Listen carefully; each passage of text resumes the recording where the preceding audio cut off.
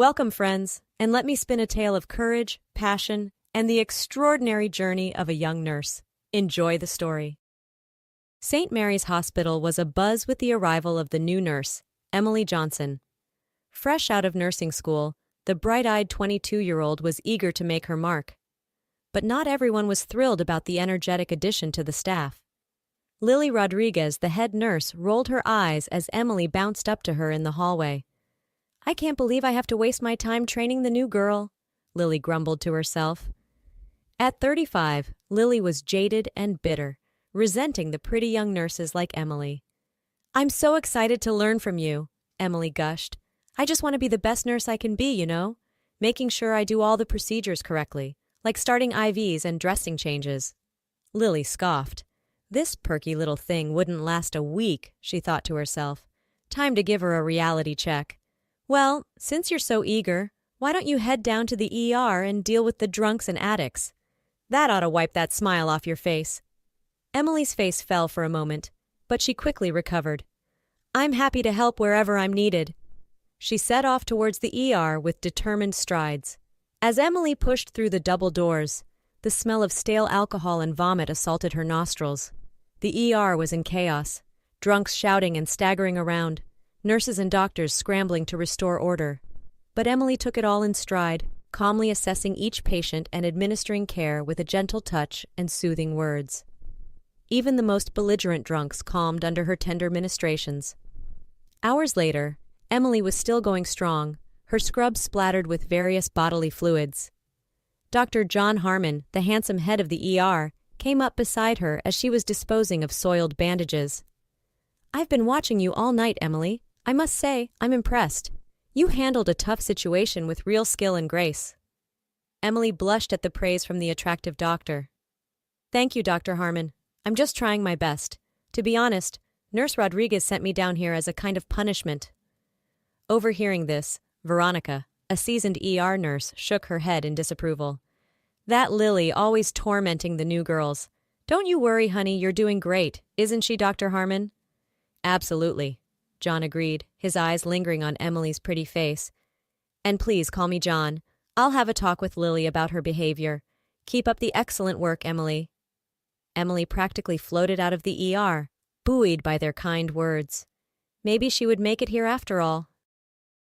The next day, Emily was changing the dressings on an unconscious John Doe who had been brought in the night before. He was in bad shape, covered in gashes and bruises, his clothes filthy and ragged. The other nurses avoided him, wrinkling their noses at his appearance and odor. But not Emily. She carefully cleaned and bandaged his wounds, her touch gentle and reassuring. "You poor man," she murmured. "What happened to you out there?" To her shock, the man's eyes fluttered open. He looked at her intently, his gaze sharp and knowing. "You're different from the others," he rasped. "I can see that. A truly good soul. I need you to remember everything I'm about to tell you." Emily leaned closer, her heart pounding. The man spoke for several minutes, his voice low and urgent. He hinted at dark secrets, a hidden conspiracy. Emily tried to follow, but his tale was disjointed, almost fantastical. Still, she listened patiently, holding his hand and nodding encouragingly. Just as abruptly as he had started speaking, the man slipped back into unconsciousness, leaving Emily shaken and confused. She finished the dressing change mechanically, her mind whirling. As she stepped into the hallway, she nearly collided with Dr. Harmon. "Emily! Just the person I was looking for. I heard about the John Doe you've been treating. Lily had written him off as a hopeless case, but it seems your dedicated care may have saved his life. I really let Lily have it for neglecting a patient like that." Emily's eyes widened. "You mean he's going to make it? Oh, I'm so relieved." Just then, a distinguished-looking older man in an expensive suit came striding down the hallway, flanked by two imposing bodyguards. He radiated power and importance. "Where is he? Where is my son?" the man demanded, his voice booming. Dr. Harmon approached the man cautiously. "Your son, sir? I'm afraid I don't understand." The man pointed a finger at the John Doe's room. "That man in there. He's my son, Peter Wellington II. He disappeared weeks ago after witnessing a terrible crime. I've been searching for him ever since. Is he..." Is he alive?" Emily and Dr. Harmon exchanged shocked glances. The John Doe was the son of Walter Wellington, the billionaire business tycoon. "Mr. Wellington, your son is in critical condition, but he's stable now, thanks in large part to Nurse Johnson here," Dr. Harmon explained, gesturing to a stunned Emily. Walter Wellington turned to Emily, his eyes misty. "Young lady, it seems I owe you a great debt. You've given me back my son. I won't forget this."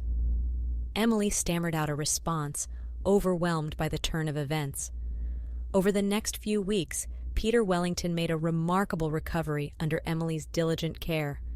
Though the details of the crime he witnessed remained murky, Peter hinted to Emily that he would be going into witness protection until the trial. Lily, meanwhile, was seething with jealousy and couldn't stand seeing him growing closer to Emily. One day, Lily cornered Emily in the break room. "Well, if it isn't the tycoon's little bride," she sneered. "What did you do to get on Wellington's good side, huh? Offered him some extra services?" Emily recoiled as if slapped, tears springing to her eyes. "How can you say that? I was just doing my job, taking care of my patient." "Please?" Lily scoffed. "You think you're so special, with your perfect little nursing skills and your Florence Nightingale act. You're nothing but a gold-digging little what—" "That's enough!" a deep voice interrupted. Peter Wellington stood in the doorway, flanked by his bodyguards. He was dressed in a sharp suit, looking every inch the billionaire's son.